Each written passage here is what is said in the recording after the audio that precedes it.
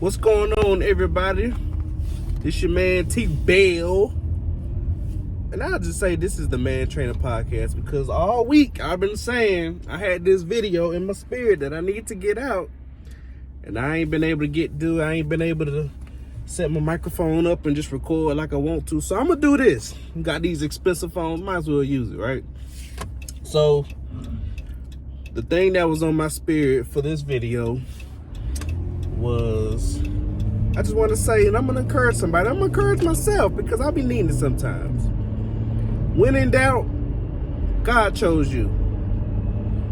If you ever unsure about something, you ever insecure about something, you ever not sure about something, God chose you. Even like with this job I'm at now, it's in my field. It pays way more than my last job.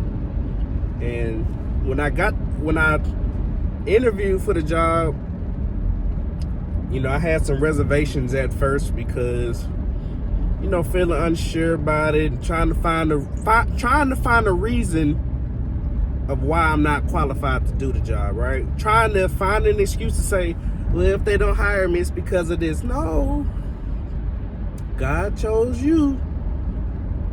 When I say God chose you in this position, when I say we like sometimes question God or doubt God or try and find a reason why God shouldn't use us, when I had got this job or interviewed for this job, and the CEO told me, yeah, it came down to between you and one other person, and I was just like, when I got the job, I was going to ask him, you know, what made you choose me and why did I get the job over the other person?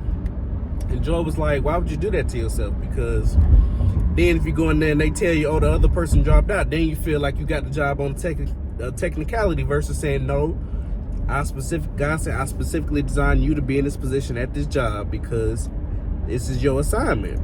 And we oftentimes, even in my marriage, as the man of my house, I will still find a way to try and take the back seat because, you know, I might be uncomfortable to be the one that God chose to be in a position. Like Joy be like, well, I trust you. Like when we bought her truck, my wheels started turning.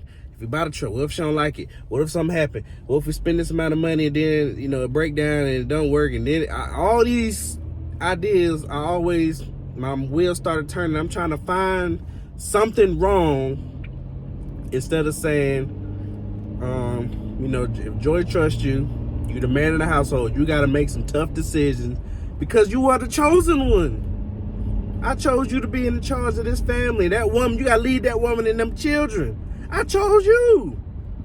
Ask yourself, what in my life, what position am I in that God chose me to be in, and I'm trying to shrink myself because I don't feel like I'm qualified? Let me tell you what I just learned. You know how in the book, in the story of Moses, you know, helping free the Israelites from Pharaoh and all that kind of stuff. I'm 30 years old, but I guess this is the best part about being a Christian. You evolve, right?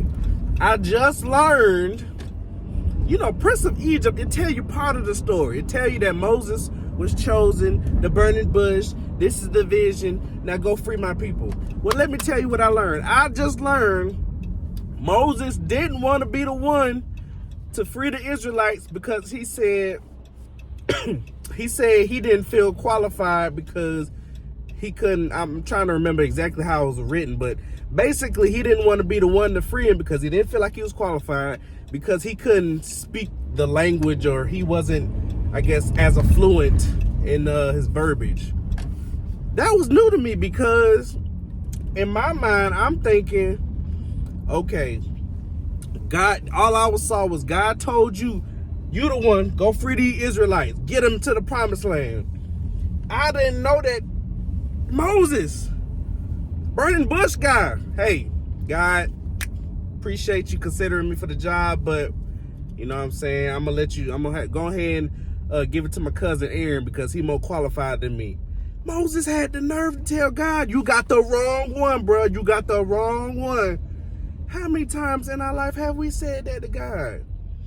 Even though I'm in this position, God, you might have the wrong one, God. I don't know. You might have made the wrong decision. But God chose you. You the chosen one. That was just funny to me because you just think God chose you to be in a position. You tell yourself, well, if I'm here, and if something go wrong, if in this life we're going to have trouble, right? And I'm going to just say this because I'm at my favorite place, Walmart, right? In this life, we going to have trouble. It's written.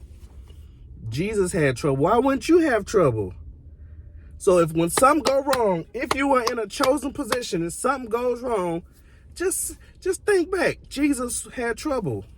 Why wouldn't you have trouble? That don't mean you're not chosen. Jesus was the Son of God. Had trouble. Died.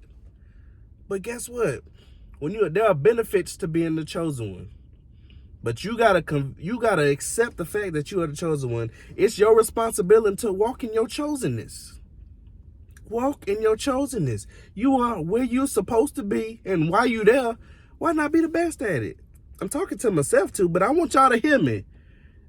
Don't be like Moses eventually freed the Israelites, but don't you dare tell God you got a mistake. You got the wrong one, bro, because you insecure about your abilities. You're not confident in yourself. Walk in your chosenness. You there for a reason. Now walk in it. This your man T Bell, and I just want to tell somebody that God chose you. Hope y'all have a blessed day. It's Friday. We finna head to the weekend. I'm finna spend a little money at Walmart because I got money to blow. You know what I'm saying? But walk in your chosenness because God chose you. All right? Be blessed. To the next video, go be great.